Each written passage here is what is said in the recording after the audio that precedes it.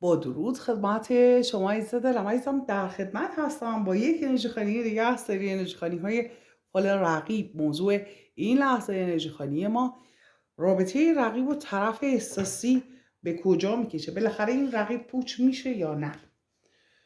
با نمایاد خداوند و یاری کائنات انرژی خوانیمون رو آغاز میکنیم. ما میگه کائنات هر آنچه که پنهان هست بر شما عزیز دلم همکنون و در همین لحظه آشکار کنه. ببینید عزیز دلم، یک مسئله رو میخوام قبل از شروع انرژی خوانی بهتون توضیح بدم. لطفا ببخشید که وقتتون رو هم میگیرم. در خصوص با این انرژی خوانی هایی که ما انجام میدیم و شما نگاه میکنین، ما اینجا فال نمیگیریم، ما انرژی خوانی میکنیم. انرژی که بین رقیب و طرف احساسی هست رو میخونیم. عین واقعیت دقیقا همون انرژی که وجود داره تو رابطهشون رو ما اینجا نگاه میکنیم، اون انرژی رو میخونیم. و اگر شما میخواهید که همون انرژی رو دریافت کنید، یعنی که همون جواب رو دریافت کنید، 7 نفس عمیق قبل از اینکه انرژی خوانی رو نگاه کنید بکشید. 7 نفس عمیق بکشید و انرژی خوانی رو تماشا کنید. حالا یه موقع هایی هست شما انرژی خوانی رو هم دیدید، بعد از اون هم میتونید 7 نفس عمیق بکشید. 7 دقیقه به هیچی فکر نکنید. 7 دقیقه هم اون چه رو که دوست دارید رو تصویر سازی کنید در هر موضوعی. میتونه کراش باشه، میتونه رقیب باشه، میتونه کاتی باشه، میتونه مالی باشه، میتونه کاری باشه، مهاجرتی باشه، هر چیزی که هست. بنابراین ما اینجا انرژی خوانی میکنیم. خواستم این رو عزیزانی که به تازگی به جمع پیوستن بدونن، آگاهی داشته باشن در این خصوص. دوستتون دارم عزیزان. با نمایاد خداوند و یاری کائنات انرژی خوانیمون رو آغاز میکنیم. برای انرژی خوانی های خصوصی هم شماره تماس توی لینک موجود هستش. میتونید از طریق واتساپ لطفا فقط و فقط کامنت پیامک بگذارید. دوستتون دارم عزیزان. آمین که کائنات هر آنچه که پنهان هست بر شما عزیز دلم همکنون و در همین لحظه آشکار کنه. آمین.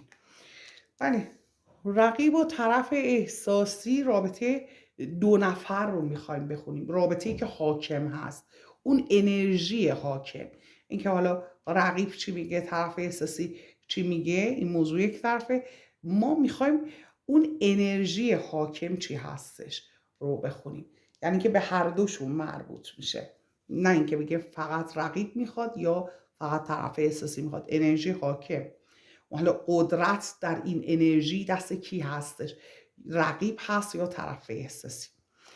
بله، انرژی حاکم داره نشون میده که تعادل میخواد برقرار بشه در خصوص مسئله احساسی. و این رنگ سرد، رنگ آبی رو روی جام احساس میبینید شما. و همونطور که ملاحظه میفرمایید جام احساسی که به سمت حالا رقیب یا طرف احساسی هیچ فرقی نمیکنه، یکیشون جام احساس رو برای اون یکی میاره، اون یکی هم سرد نشسته و اصلا توجهی نداره. بنابراین از بین رقیب و طرف احساسی یک نفر توجهی به جام احساس نداره. موضوع این هستش که هیچ توجهی نداره، هیچ فرقی هم نمیکنه، یعنی که 50% قضیه درست نیستش. مسئله دیگری که کائنات داره بهش اشاره میکنه، همونطوری که ملاحظه میفرمایید، تصمیم هایی هستش که مخفیانه گرفته شده. دارم تصمیم که مخفیانه گرفته شده. همین مسئله باعث شده این تعادل برقرار نشه و بین زمین و آسمون داره نشون میده. یعنی که یک نفر از بین رقیب و طرف احساسی با غرور خودش، با خودخواهی های خودش، همش دوست داشته رابطه به نفعش، به کام خودش باشه. برای همین رابطه بین زمین و آسمون مونده، رابطه رشد نکرده و تعادل به خاطر همین مسئله برقرار نشده و اونطوری اون جام احساس اونجا باقی مونده. مسئله دیگری که کائنات داره بهش اشاره میکنه تصمیم های مالی هستش. بنابراین اون بالا داره به این اشاره میکنه که جام احساس هست، ولی در کارت پایین داره بهش اشاره میکنه که نزیز دل من مسئله احساسی نیستش. ظاهر قضیه احساسیه، چرا اسب ایستاده، هیچ گونه حرکتی نداره. بنابراین هیچ گونه حرکتی نصب نداره، اصلا موضوع احساسی نیست. بیس موضوع مالی هستش و اینجا قهری هم که صورت گرفته، همون یه نفری که جام سرد رو جلوی خودش نگه داشته، جام احساسش رو، و در اینجا پشتشو کرده، یعنی قهر هست. همین فرد عزیز دل من به خاطر این قهر هستش که یه سری مسائل مالی اینجا به وجود اومده. دیده طرف مقابلش خیلی خودخواهی داره میکنه، خودش رو زده به اون راه و همش به فکر برد خودش و منافع خودش هست. عاشقم میکنه، هیچ حرکتی هم نمیکنه.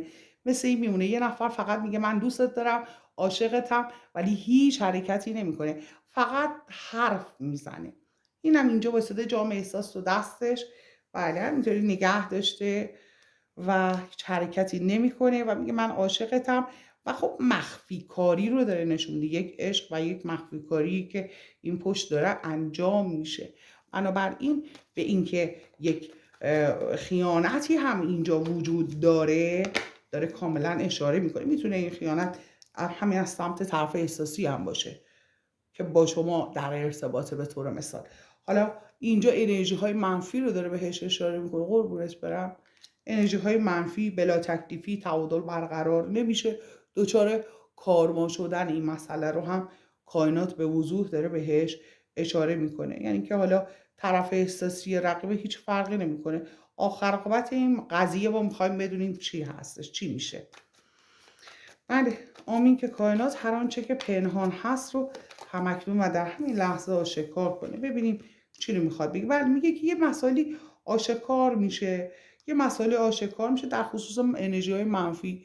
این دو جادویی که اینجا هستش، یه مسائلی در این خصوص آشکار خواهد شد. حالا هر کدوم از طرفی که این انرژی منفی رو میفرسته هیچ فرقی نمیکنه. یه سری مسائل میخواد آشکار شه. کائنات میگه موضوع این هستش که جواب این قضیه چی هستش. اینکه کدوم انجام داده مهم نیست. موضوع این هستش که این رابطه مشکل داره، این رابطه دچار کارما شده، این رابطه پیش نمیره و این رابطه بهشو نیستش. مسئله دیگری که کائنات داره بهش اشاره میکنه تصمیم هستش. تصمیمی که اینجا گرفته شده و ببینید نشسته داره فکر میکنه. اینجا قهر کرده و داره فکر میکنه به اینکه چه باید بکنه، چطور باید با این مسئله کنار بیاد، چطور باید پذیرش داشته باشه، این رو قبول کنه که این رابطه بهشو نیست و این مشکل بسیار جدی هستش. و در اینجا همونطور که ملاحظه میفرمایید کارت خیانت رو داده، یعنی یک خیانتی صورت گرفته. حالا ما اصلا میگیم احساسی هم نیست، یه خیانت مالی صورت گرفته، یه مخفی کاری. اصلا ترجیح داده فرد دیگری رو به طرف احساسی رقیب، یا رقیب شما رو ترجیح داده به طرف احساسی شما رو ترجیح داده به رقیب. فرقی نمیکنه. موضوع این هستش که صداقت در رابطه وجود نداره. مهم این هستش یکی قهره، یکی هم داره دروغ میگه، به خاطر منافع مالی خودش میخواد حالا ادامه بده به رابطه. چه فرقی میکنه که حالا کدوم باشه، طرف احساسی کدوم رقیب باشه. موضوعی که هست اینجا بله، نگرانی هایی که این فرد داره که نشسته و داره فکر میکنه، نگرانیش به خاطر اینه که همونطور که عرض کردم میگه کس دیگه ای رو به من ترجیح دادی. شش سکه رو داره نشون میده، میگه کس دیگه ای رو به من ترجیح دادی و بله برای من رقیب آوردی. و رقیب اینو حالا به طرف احساسی میگیم، داره میگه برای من رقیب آوردی و کس دیگه ای رو به من ترجیح دادی.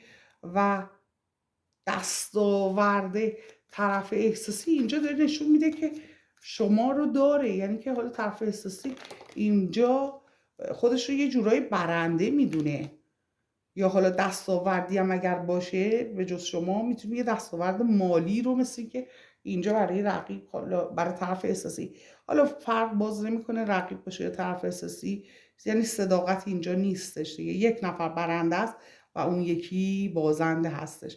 نه برنده اینجا واقعا برده، نه بازنده اینجا بگیم که واقعا باخته. هر دو در واقع باختن و هر دو هم هیچی به دست نیاوردن. کائنات رو داریم و جام احساس، جام احساسی که اینجا بلا تکلیف هستش. بله و همونطور که ملاحظه می‌فرمایید دو چوب دست رو داره بهش اشاره میکنه. سفر رفتن، به راه دور رفتن، حالا یا وارد یه رابطه دیگر شدن هم معنا میده. در خصوص مسائل احساسی چون داره صحبت میکنه اینجا، یک ازدواج میتونه باشه، یه مسئله احساسی ممکنه اینجا باشه، به اون مسئله داره اشاره میکنه کائنات. بنابراین چیزی که بهش اشاره میکنه در خصوص این مسئله یک انتظاری وجود داره. مثل این میمونه طرف احساسی یا رقیب میگن که توی این رابطه انتظار کشیدن، منتظر یک فرصت خوب بودن و یا اینکه انتظارات هم رو برآورده نکردن. به این مسئله هم داره اشاره میشه در اینجا، یعنی هیچکی به خواسته خودش نرسیده. و خشم رو بهش اشاره میکنه، خشم، ناراحتی، خشونت، حالا یا خشم. بله شمشیری که از رو کشیدن و دو شمشیر، یعنی که دوتاشون با هم اختلاف دارن، یعنی هیچ کس تو این رابطه راضی نیستش. بله و در نهایت تمام مسائل احساسی یه طرف خودش به این یه طرف دیگه ایستاده، چه رقیب باشه چه طرف احساسی، داره میگه که رضایتی وجود نداره. این رنگ سرد آبی بالای جام ها که بالای مسئله احساسی نشسته منتظر دریافت جام احساس هست. چقدر کارتای بدی رو داره میده. ببین اینجا شمشیرش رو از رو کشیده، جام احساس، جام‌های احساس، مسائل احساسیشون از تمام زوایا که نگاه میکنی، این رنگ آبی سردی که تو رابطه هستش از هر نظر. و در اینجا نشسته ببینه که حالا اون یکیشون نشسته ببینه اون یکی جام احساسش رو چه کار میکنه در نهایت. و تصمیم‌های مالی رو داره اینجا بهش اشاره میکنه. و بله دو جام که این جام احساس رو میخواد ببره به کی بده، این پولا رو برای کی جمع میکنه. بله و شرایط سخت و دردناک و اسفباری رو داره بهش اشاره میکنه. این چیزی که اینجا داره نشون میده و گیر کردن توی رابطه رو. ولی ببینیم دیگه چه مسائلی رو کائنات از این دک چه مسائلی رو میخواد آشکار کنه. هم این که کائنات هر آنچه که پنهان هست رو آشکار کنه. بله کلید رو داده و میگه خودش رو نشسته و توی یک 4 دیواری حبس کرده. ببین دقیقا همون کارتی که در انتهای دک بود، 4 دیواری، حالا زندان رو، 4 شمشیر رو داره بهش اشاره میکنه. میگه خیلی مسئله که خیلی جالبه، میگه خودش کلید کرده، خودش رو گیر انداخته. یعنی اگر بخواد از رابطه خارج بشه میتونه ها، ولی خودش انگار که با خودش لج کرده. میگه من کجا برم، این بره که کیف و عشقش، من کجا برم، این نمیدونم زمان از من دزدیده، نمیدونم شرایط هم من دزدیده. شرایط اجتماعی میتونه باشه، موقعیت اجتماعی میتونه باشه، موقعیت کاری میتونه باشه، خانوادگی میتونه باشه، مالی میتونه باشه، حالا هر چیز دیگری رو. لجبازیه. یه زمانی طرف چون عاشقه نمیره، یه موقع هستش میخواد بمونه انتقام بگیره، موندنش فقط انتقامه. چرا؟ چون طرف مقابل نمیتونه به اونچه که دلش میخواد برسه. بنابراین در اینجا داره به این گزینه اشاره میکنه که حالا اگر هم از رابطه خارج نشده، فقط به خاطر این هستش که روی اون یکی رو کم کنه، حال اون یکی رو به قول معروف بگیره و در واقع یک تاکتیک هستش، عشق نیست اینجا.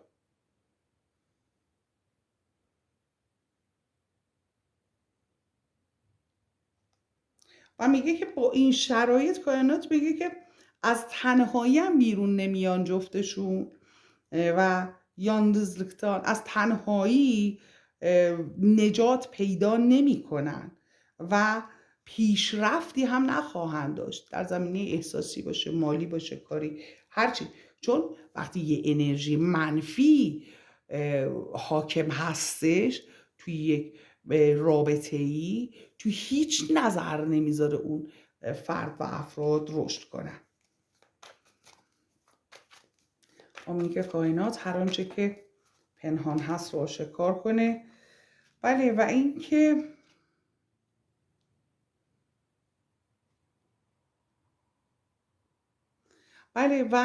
این که بخواد رابطه رو صاحب بشه، صاحب لمه ایلیشکی همون رابطه است. یه رابطه رو میخواد صاحب بشه، کنترل کنه و طرف مقابلش هم بهش اجازه این کار رو نمیده. حالا میخواد رقیب باشه، میخواد طرف احساسی باشه، فرقی نمیکنه. ولی خب اینجا چون شما هستی دیگه مشخصه که طرف احساسی برای رقیب یه رقیبی داره. متوجه منظورم هستید که یعنی چون شما هستید یعنی که رقیب میدونه که بالاخره یا حس کرده که شما وجود داری، بنابراین اینجا مربوط به طرف احساسی میشه. اونی که داره اینجا اذیت میکنه، اونی که نمیذاره رابطه تموم شه، رقیب هستش. و چیزی که داره اینجا بهش اشاره میکنه، میگه میخواد طرف احساسی رو به دست بیاره، یعنی که خیلی براش گرون تموم شده که طرف احساسی فرد دیگری رو به او ترجیح داده. از نظر روانی روحی، رقیب تا لحظه ای که طرف احساسی شما رو رها نکنه، رابطه رو تموم نکنه و او به اون نگه که نمیدونم اولین و آخرین عشق من تو هستی و تمام محبت ها و لطف ها و علاقه ها و عشقش رو به پای رقیب نریزه، رقیب محال ممکنه که درمان بشه. حالا اگر به اون نقطه برسه چی میشه؟ وقتی به اون نقطه برسه، اون موقع هستش که رقیب از رابطه خارج میشه با طرف احساسی. چرا؟ به خاطر اینکه دیگه دلیلی برای موندن نیست. الان به خاطر انتقام مونده.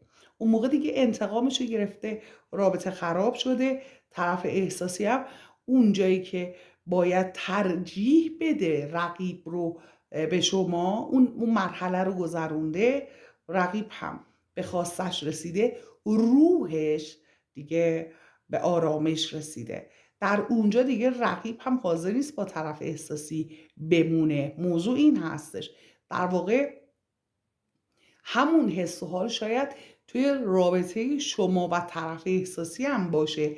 اگر رقیب حالا بعد از شما اومده باشه یه چیز دیگه است، اگر رقیب قبل از شما بوده باشه یه چیز دیگه است.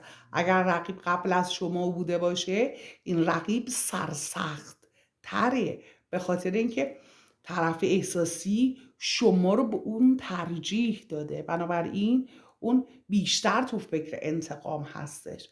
ولی اگر رقیب بعد از شما باشه، خب اون خودش میدونه که حالا بالاخره وارد یک رابطه ای شده، هر طور که باشه بالاخره خودش این مسئله رو میتونه تفکیک کنه، یه خورده براش راحت تره جدا شدن. ولی خب در اینجا چون موضوع انتقام هستش، یه خورده قضیه پیچیده میشه. حالا اینکه شما اگر بعد از رقیب وارد رابطه شده باشی، اینکه شما هستی باعث میشه که این رابطه طولانی بشه. چرا؟ چون طرف احساسی میاد پیش شما، آرامشش رو میگیره، اون آرامش رو میره و توی رابطه با رقیب دیگه با رقیب کاری نداره، سعی میکنه که رضایت رقیب رو نگه داره، که حالا مثلا میگه زندگیم خراب نشه یا حالا رابطم خراب نشه، به این مسائل فکر میکنه. شما هم در واقع داری کمک میکنی به رابطه رقیب. چرا؟ چون طرف احساسی میاد از پیش شما انرژی شما رو میگیره، همون انرژی میبره توی رابطه با رقیب استفاده میکنه. به بحث ریزه دلم، بله، یعنی که اینجا کمبودی برای رقیب، برای طرف احساسی وجود نداره. میاد پیش شما ترمیم میشه، انرژی های شما رو میگیره، میخوره، میره این انرژی رو توی رابطه با رقیب در کمال آرامش راحت زندگیشو میکنه. همین مسئله باعث میشه که رابطه رقیب و طرف احساسی طولانی تر هم بشه. بنابراین حالا این که شما به خودت داری کمک میکنی یا به رقیب داری کمک میکنی، این مسئله رو هم خواستم توی انرژی خوانی حالا کائناتی بود دیگه، این مبحث رو باز کرد که در موردش صحبت کنیم. مسئله دیگری که کائنات داره بهش اشاره میکنه، مسئله دیگری که کائنات داره بهش اشاره میکنه این هستش که میگه که معنای ما همون هستش. حالا چون این کارت دو طرف هست، میگه یعنی از هر دو طرف یه چیز یه معنا رو داره. میگه تغییراتی که به وجود نمیاد و روحی هستش و میگه فقط انسانها رو فرسوده میکنه. در واقع نه اینکه میگه تغییر نمیکنه، میگه اگر تغییر نکنه فرسوده میکنه انسانها رو. و میگه خیلی اشک چشم اینجا ریخته میشه توی بین رقیب و طرف احساسی. یه نفر واقعا داره رنج میکشه یا حالا هر دو طرف و اشک چشم میزه. رقیب شما فکرشو بکن، هم گریه میکنه، هم نمیذاره طرف احساسی بره، هم رنج میکشه، هم نمیذاره طرف احساسی بره. خب مشخص هستش که یک رابطه سمی هست، یک رابطه بیمار هست. نمیذاره طرف احساسی بره به خاطر اینکه میخواد طرف احساسی در رنج باشه، در عذاب باشه، در اذیت باشه. بله دقیقاً میگه که در اضطراب و پر از اضطراب، یک رابطه پر از اضطراب و میگه مثل یک گردباد، یعنی هر لحظه قوقایی به پا هستش دیگه. میدونی گردباد یعنی چی؟ قوقا به پا میکنه دیگه، هر لحظه اختلافات رو بهش اشاره میکنه. بله و میگه که خب اطلاعاتش رو حتی در زمینه درست ازش استفاده نمیکنه. به طور مثال اگر مطالعه هم کنه، اطلاعات هم داشته باشه، اون اطلاعاتی رو دریافت میکنه که باعث میشه که خلأ در هیچ بودن ازش استفاده میکنه. و میگه بد و خوب رو از هم تفکیک نمیکنه. یعنی که میخواد بگه این خشمی که داره نشون میده انقدر زیاد هست، این حس انتقام انقدر زیاد هستش که حتی این فرد خودش متوجه نیست که داره چی کار میکنه.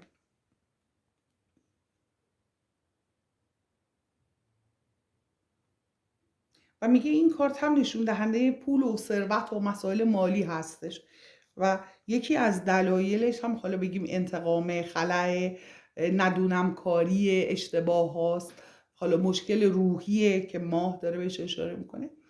میگه یکی از حالا دلایلش هم مسائل مالی هست، گره های مالی که به هم دارن.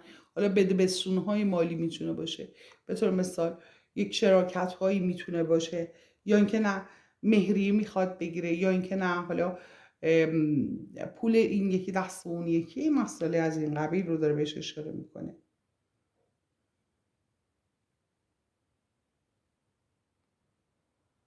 و میگه که بله، میگه که با پول جون میگیره این فرد، حالا با پول جون میگیره و جونش به پولش بسته است. همین حالت رو داره در خصوص رقیب بهش اشاره میکنه.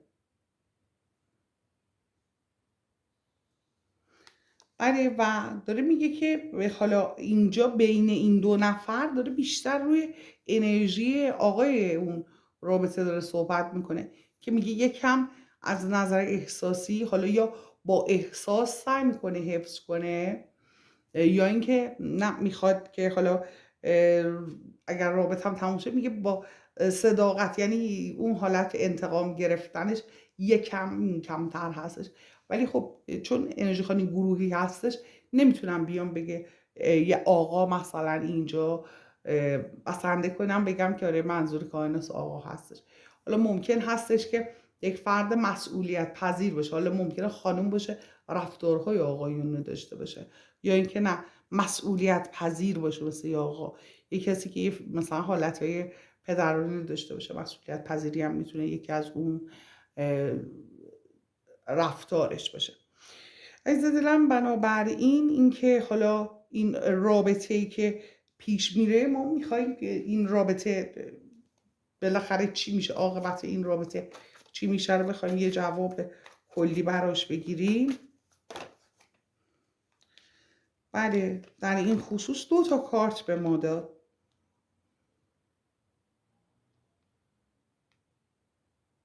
بله، میگه که توی رابطهشون یک سری bir takım، انگار که یک تیم، تاکم به تیم میگن، یک سری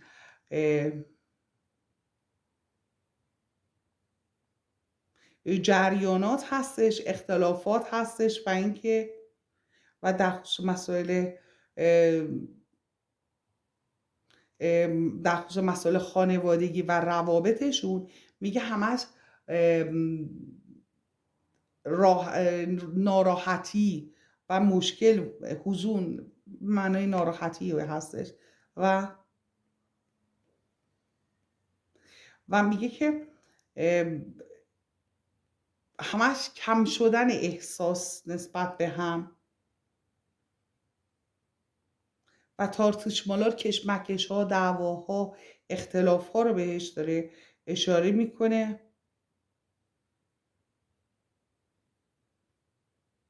و حرفای بدی که بینشون رد و بدل میشه، بی احترامی هایی که رد و بدل میشه. میگه یک فرصت بد و ریاکار بودن و دروغ گفتن، یک فردی که این کارها رو داره میکنه رو تمثیل میکنه و اصلا اعتمادی این بین وجود نداره. میخوام از دک جنیان بپرسم، از دک جنیان ببینم این دک کجا هستش. میخوام ازش بپرسم که این رابطه در نهایت به کجا میرسه. خیلی قاطع جواب ما رو این دک بده. در نهایت عاقبت این رابطه چی هستش؟ بالاخره این انتقامجویی و کینه ورزی و کلیتوزی کی تموم میشه؟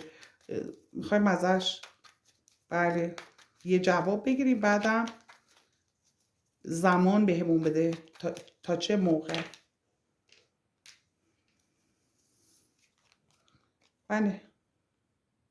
بله، خشم و کینه و نفرت و درگیری و اختلاف رو داره میگه کلا با هم اختلاف دارن، یعنی تموم شده، چیزی وجود نداره که بخواد تموم بشه به جز اون لجبازیه. بله، راه ها رو بر هم بستن و همینطور که ملاحظه میفرمایید با فردی هم مشورت کردن، بین زمین و آسمون بودن رابطه و بله هر کدوم تو فکر حرکت کردن رفتن از رابطه رو داره بهش اشاره میکنه. اینجا 2 چوب دست نشون دهنده حرکت کردن، جا به جا شدن هستش. ما چون نیتمون برای این بودش که ببینیم رابطه تموم میشه، داره میگه تموم میشه. میخوام از همین دک بپرسیم که چه وعده ای رو میخواد بده، چه زمانی رو میده بابت این مسئله، چند وعده، چقدر زمان دیگه این اتفاق میفته، جدایی رقیب و طرف اساسی. آمین که کائنات هر آنچه که پنهان هست رو همکنون و در همین لحظه آشکار کنه. بله، باز هم رفتن رو داره بهش اشاره میکنه، میگه اینها از هم جدا میشن و همزمان 2 وعده رو داره بهش اشاره میکنه و اینکه 2 وعده و پرنس رو بعد تجربه و بله همونطور که ملاحظه میفهمید ببینید، یعنی که برای پیشرفت کردنشون، برای اینکه از طرفین میخواد پیشرفت کنه، تعادل رو به بخش دلم به وجود بیاره، میگه خیلی کش پیدا میکنه و همش آدمهای دیگر رو به میون میاره که این رابطه رو بتونه تا اونجایی که ممکن هست طولانی کنه، همونطور که ملاحظه میفهمید. یعنی حالا قهر دعوا، این میاد اون میره و آمین که کائنات بله هر آنچه که پنهانه آشکار کنه. بله، و برای اینکه میخواد رابطه رو نگه داره، ولی پایان رو داد. میگه هر چقدر تلاش کنه آدم ها رو بیاره که بخواد که رابطه رو نگه داره، در نهایت پایان هست. بعد از این پایان، یعنی که میخوایم بدونیم این پایان چند وعده دیگه انجام میشه. 5 وعده، ولی خب با دعوای خیلی بدی تموم میشه، با یه دعوای شدید. 5 چوب دست رو داره بهش اشاره میکنه. کارتی هستش که جنگ و دعوا و اختلافات رو نشون میده. بنابراین با دعوای شدیدی تموم میشه این مسئله. چیزی که جنیان دارن میگن، ام ملائکم میخوام یه وعده بگیرم. ملائک چی میگن؟ چند وعده دیگه هستش این جدایی بین رقیب و طرف احساسی. آمین که کائنات هر آنچه که پنهان هست رو آشکار کنه. ببین ملائک هم میگن که عزیز رو دادم. ملائک هم ببینید دقیقاً همون جواب ها که دوست دارن آدمای دیگه بیان وسط و اینها رو آشتی بدن، از آدمای دیگه استفاده کردن. و در اینجا بله به 4 وعده ملائک اشاره میکنن. کوتاه‌ترین زمانی که ممکن هست. بله ببینید دقیقاً همونها رو باز بله میگه خیلی خودشیفته هستش، میکشونه دنبال خودش طرف احساسی رو. بله یه دونم. بنابراین یه 4 وعده رو گرفتیم، به سمت مسئله احساسیش میره در نهایت رقیب. بنابراین رقیب در نهایت به سمت یه مسئله احساسی دیگه میره، نه اینکه حالا بگیم کلا از طرف احساسی همینطوری راحت میکنه. مجبور میشه که بره، مجبور میشه رابطه رو ترک کنه، چون به نفعشه که رابطه رو ترک کنه و پایان رو داد. ولی خب میگه یه خورده کشمکش وجود داره. حالا شما هر چقدر بیشتر انرژی بفرستید، هر چقدر بیشتر رو انرژیاتون کار کنید، این اتفاق سریعتر میفته. به طور مثال این 5 وعده به جای که 5 ماه دیگه بشه، میشه 5 هفته دیگه، 5 روز دیگه، یا 5 ماه. بنابراین خیلی جلوتر میفته. دوستت دارم عزیز دلم. چون تا این لحظه لایک سابسکرایب نکردی، لطفا لایک کن، سابسکرایب کن، لایک کن عزیز دلم. واقعا این انرژی خیلی ارزش یه لایک رو داره. این انرژی رو به من بده که این انرژی یعنی تبادل انرژی انجام بگیره، صورت بپذیره. دوستت دارم عزیز دلم. در نور باشی. شب و روز بر شما عزیز دلم بخیر و خوشی باشه. آمین.